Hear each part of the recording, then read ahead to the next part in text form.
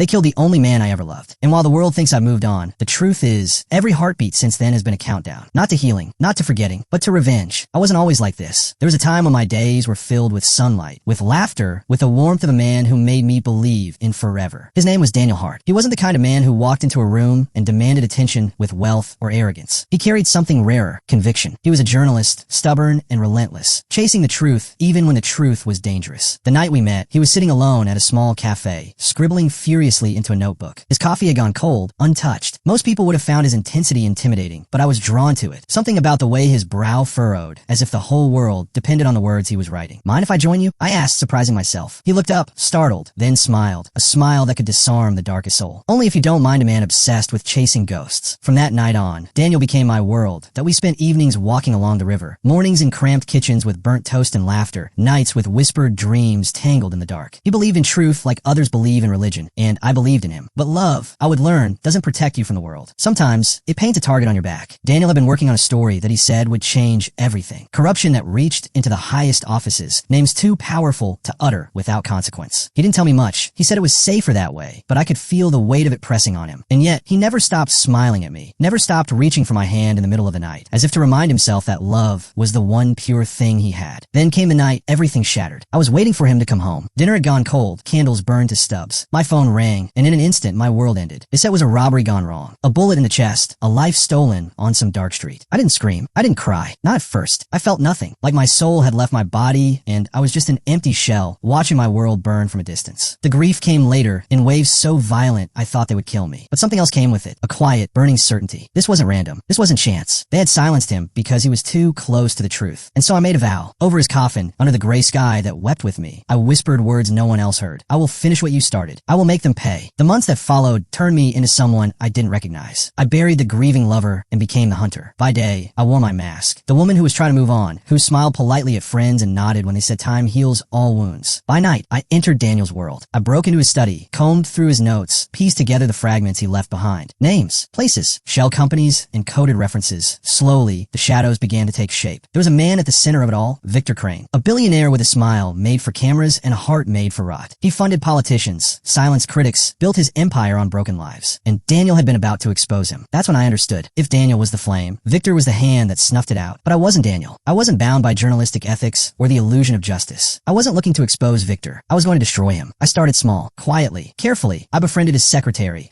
a lonely woman desperate for attention. I became her confidant, listening to her secrets, learning Victor's schedule. I slipped into his world through whispers and shadows, collecting every weakness like a thief in the night. It wasn't just about vengeance. It was about dismantling him piece by piece, making him feel the same helplessness he had left me with. I leaked documents to his rivals, sowed distrust among his allies. I hacked accounts, drained resources, left scars that couldn't be traced. And every time I struck, I whispered Daniel's name under my breath, as if he could hear me. But revenge is a dangerous fire. The closer I got, the more it consumed me. I began to lose sight of where Elena ended and vengeance began. Friends noticed the change, the sharpness in my voice, the hollow look in my eyes. I pushed them away. Love had been my salvation once, but now only rage kept me alive. One night, I found myself standing outside Victor's mansion. The gates loomed tall, guards pacing like wolves. My hand shook as it hovered over the pistol tucked in my coat. I'd thought about this moment 1,000 times, walking in, ending him with a single pull of the trigger. But as I stood there, Daniel's voice echoed in my memory. The truth matters, Elena. It always matters. My vow had been for vengeance, but Daniel's vow had been for justice, that I couldn't kill Victor. Not yet. Killing him would silence him forever. Exposing him would ruin him for eternity. So I changed the plan. With the evidence Daniel had gathered and the pieces I had collected, I built a case so airtight it strangled Victor's empire. I leaked files to international press, recorded confessions from his closest allies, unleashed the truth Daniel had died for. And when the world turned its eyes on him, when the empire of lies crumbled beneath his feet, I was there, in the courtroom, watching him sit in the defendant's chair, stripped of power, exposed for the monster he was. Our eyes met across the room. He knew it was me who had done this. And I smiled. Not the smile of the woman I once was, but the smile of a woman who had kept her vow. When the trial ended, when the dust settled, I went to Daniel's grave. The city was quiet, the sky painted with dying light. I knelt by the cold stone, fingers tracing his name. I did it. I whispered, "They'll never hurt anyone again. Your truth lives on." Tears blurred my vision, but for the first time in years, I felt something other than rage. I felt peace. Love hadn't died with Daniel. It had transformed into something fierce, something unbreakable. And though the ashes of vengeance still clung to me, I knew my vow had been fulfilled. As I stood to leave, the wind carried a whisper through the trees. Maybe it was only in my mind, but I swore I heard his voice soft and proud. "You kept your promise." And I smiled through the tears because I knew love doesn't end in death. Love becomes the fire that carries you through the darkest nights. And sometimes, love is the sharpest weapon of all.